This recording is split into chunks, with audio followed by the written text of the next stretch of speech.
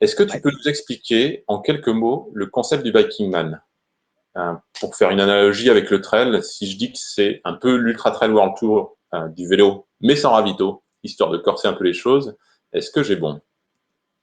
Tu as bon, c'est très proche. C'est le Bikingman, c'est le premier championnat du monde d'ultracyclisme sans assistance dans les destinations les plus épiques de la planète, avec du coup une notion de grande distance à parcourir à vélo en totale autonomie, soit en solitaire, soit en équipe de deux, où chaque coureur doit gérer alimentation, réparation, orientation et progression. Voilà, sur des cadres qui sont absolument spectaculaires, du sultanat d'Oman à l'île mystérieuse de Taïwan. Ok. Ce qu'il faut savoir, c'est que non seulement c'est toi qui crées ces courses, mais que en amont, tu vas repérer, tu fais les parcours et donc avant que les coureurs ne s'engagent sur ces routes-là, tu as tout repéré bien avant. Alors, c'est ma partie préférée. C'est la partie recherche et identification où je travaille sur des cartes. C'est une activité que j'adore pour identifier des tracés potentiels. Et après, une fois que j'ai suffisamment de certitude sur l'expérience géniale que peut représenter une destination, je vais sur place avec mon équipe, Didier et David, pour aller parcourir les routes à vélo dans les conditions d'ultra bikepacking avec un vélo voilà, équipé comme si on était en mode course pour trouver les meilleures routes et que ça puisse garantir la meilleure expérience d'ultra distance pour chaque participante et chaque participant. Comment ça se passe pour les coureurs en termes de matériel, par exemple, d'équipement et comment ils se préparent à des événements pareils? Alors en matière d'équipement, sur chaque Bikingman, on fournit en fait un listing d'items obligatoires qui est accessible sur bikingman.com, qui est assez strict pour s'assurer que chaque coureur qui vient sur une épreuve a suffisamment de matériel ou en tout cas le matos minimum pour être en sécurité sur des distances qui vont de 800 à 1600 km en termes d'épreuves. Donc ça va sur la notion de vêtements, ça va aborde également la partie réparation, la partie lumière, visibilité. C'est vraiment l'objectif, c'est de pouvoir donner un canevas minimum pour chaque athlète pour pouvoir être en sécurité sur ce type d'épreuve où bon, il y a quand même une prise de risque importante puisqu'on est sur des routes ouvertes et surtout la majorité des athlètes qui viennent, c'est des gens qui ont de l'expérience en matière d'endurance, mais qui n'ont pas forcément fait de l'ultra-distance à vélo auparavant. Donc, ils ont vraiment besoin d'avoir voilà, un cadre minimum pour rejoindre chaque épreuve. Et après, sur la partie prépa, c'est chaque athlète qui va utiliser ce matériel et s'approprier ses codes, s'approprier sa stratégie. Et c'est ça qui est aussi génial sur la partie ultra-distance vélo et qui est encore je dirais, plus challengeante que le trail, c'est qu'il y a plus de matériel à emporter technique, puisque les distances sont encore plus grandes, dans des conditions qui sont parfois encore plus sauvages.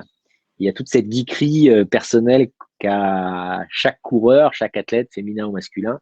Moi, je trouve ça super sur la ligne de départ d'analyser les stratégies différentes d'équipements. En plus du matos obligatoire, il y a toujours des équipements un peu insolites qu'apportent les athlètes.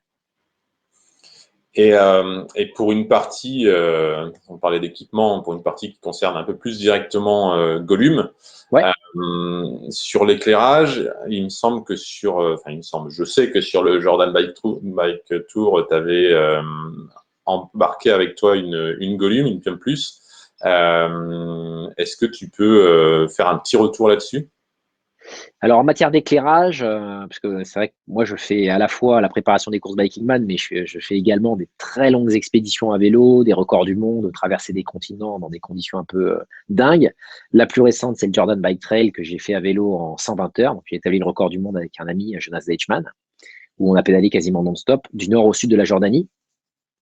Je me suis posé la question de l'éclairage parce qu'effectivement, la majorité moi, des expéditions que j'ai pu réaliser jusqu'à présent, j'ai utilisé soit de l'éclairage dynamo, où tu as une perte de rendement qui peut être significative sur de la longue distance, plus le risque que ça casse, parce que j'ai cassé toutes mes dynamos au final. Tu as de l'éclairage batterie qui se fixe sur le cintre. Ça, j'en ai beaucoup utilisé, mais le problème, c'est que souvent, les batteries sont pas amovibles et donc tu as une durée d'éclairage limitée. Et là, j'ai eu l'occasion sur le Jordan Bike Trail de mettre la Pion Plus en conditions ultra extrêmes. Et j'ai trouvé la solution, quelque part, la plus efficace entre les trois qui existent, dynamo, phare de vélo classique et frontale. Moi, c'était la première fois que je pédalais toute la nuit avec une frontale.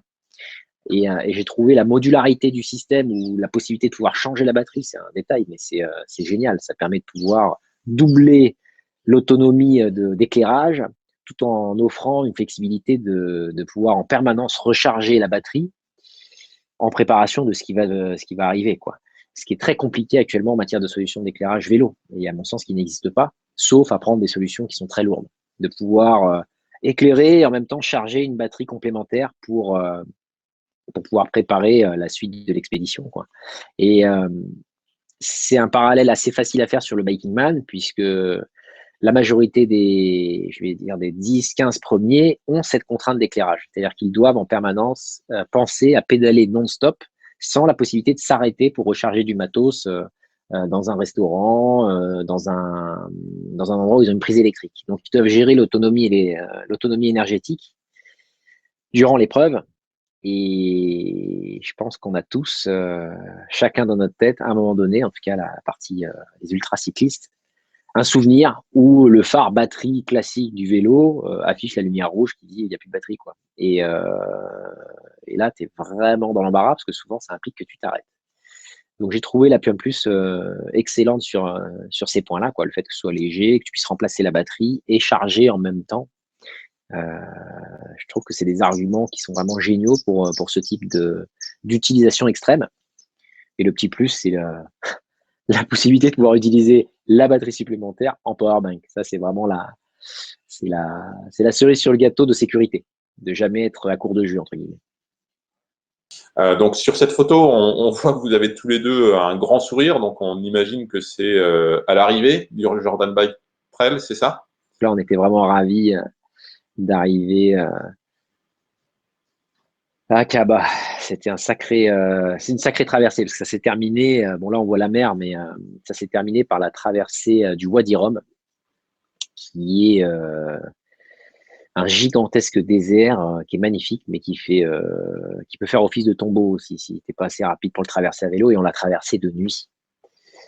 Donc, à pousser les vélos dans les ornières de sable et ainsi de suite, ça a été une expérience psychédélique avec Jonas. Vraiment, ça a été super chaud. On a poussé toute la nuit dans le désert pour arriver à rejoindre la sortie et redescendre sur Akaba. Donc, ouais, c'est une photo pour moi qui est assez forte. Ça rappelle beaucoup d'émotions.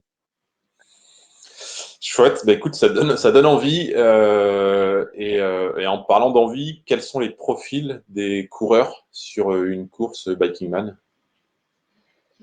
Ça vient de tous les profils d'endurance, c'est-à-dire de l'ultra trail avec des gens qui ont fait, je dirais, les grands noms du trail, quoi, l'UTMB, le Tour des Géants, la Diag des Fous, le Leadville. C'est souvent des serial finishers qui ont fait ce type d'épreuve et qui vont chercher une expérience différente. Euh, Face à ça, on a des gens qui font de l'Ironman, du triathlon de manière générale, du running, du voyage à vélo, de la cyclosportive. Ça vient vraiment de tous les profils d'endurance et c'est ça qui est super. Ça crée une atmosphère sur la ligne de départ qui est très particulière parce que quand tu te retrouves sur une ligne de départ avec un type qui est un des rares types à avoir gravi le K2, face à ça, tu as une personne qui a complété le Tour des Géants dans un temps qui est quand même correct. Face à ça, tu as quelqu'un qui a fait un Ironman, je ne sais pas, en 10 heures. Et face à ça, tu as quelqu'un qui, pour la première fois, se lance dans une course d'ultra-distance à vélo et qui n'a jamais touché un vélo de sa vie. Ben, ça crée comme une forme un peu mystique de curiosité, mais de respect des gens qui sont tout autour. Parce que tu ne sais pas dans quelle mesure ils vont pouvoir aller puiser dans leurs expériences personnelles pour arriver au bout du challenge. Donc, il y a, je pense, un des esprits les plus purs de la compétition que beaucoup d'athlètes, que beaucoup de gens recherchent encore plus aujourd'hui, ce côté puriste, quoi. Où vraiment, il n'y a pas encore les marques partout, du méga event avec 3000 personnes. On reste quand même sur des événements à taille humaine avec voilà, des gens qui se rassemblent pour tenter quelque chose de dingue, d'incroyable, et qui pour la plupart, qui n'ont jamais fait.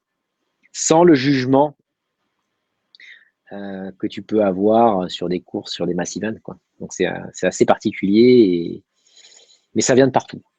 Et c'est ouvert à tous. Pour l'instant, on n'a pas encore de professionnels. Voilà, il nous manque encore la catégorie des pros. Ça devrait arriver, parce que normalement, sur la Corse 2020, on a pour la première fois des pros qui commencent à arriver, pros cyclistes.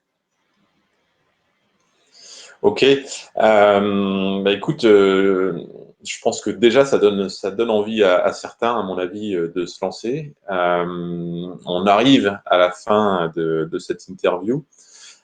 Merci pour ces échanges et pour nous avoir partagé un peu de ta passion. J'espère que effectivement, ça donnera envie à des traders qui beaucoup s'entraînent déjà sur un vélo, d'aller plus loin dans la discipline et pourquoi pas tenter l'aventure de l'ultracyclisme.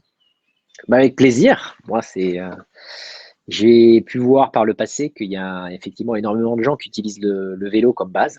Et il y a plein de gens qui utilisent même les épreuves Biking Man comme base pour faire du foncier, en fait, pour avoir, entre guillemets, une raison et un prétexte de s'éclater parce que la partie entraînement, c'est quand même souvent une partie qui est très, très difficile, quel que soit le challenge qu'on souhaite accomplir, que ce soit un record du monde ou une course qu'on rêve d'accomplir.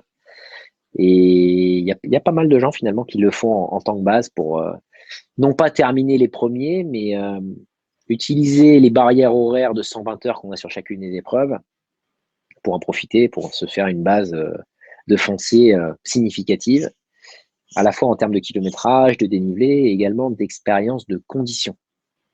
Parce que s'il y a vraiment un point d'honneur que je dois mettre sur Biking Man, c'est que comme l'Ultra Trail World Tour, on va chercher des conditions climatiques et topographiques très particulières. Le désert, la jungle, l'hygrométrie à 100%, la haute altitude avec le Pérou. Donc il y a vraiment des ingrédients sur chacune des courses qui peuvent aider à être simplement meilleur dans la pratique d'un sport, parce que tu apprends énormément quand tu fais face à ce type de conditions. Et que le format est encore assez neuf et assez novateur pour oser emmener et rassembler des gens dans des endroits aussi incroyables que la jungle du Laos. Merci Axel. Je te dis à très bientôt et belle organisation prochaine Corse, c'est ça? Portugal même. Portugal fin septembre et Corse fin octobre. Okay. À la prochaine. Ciao. Ciao.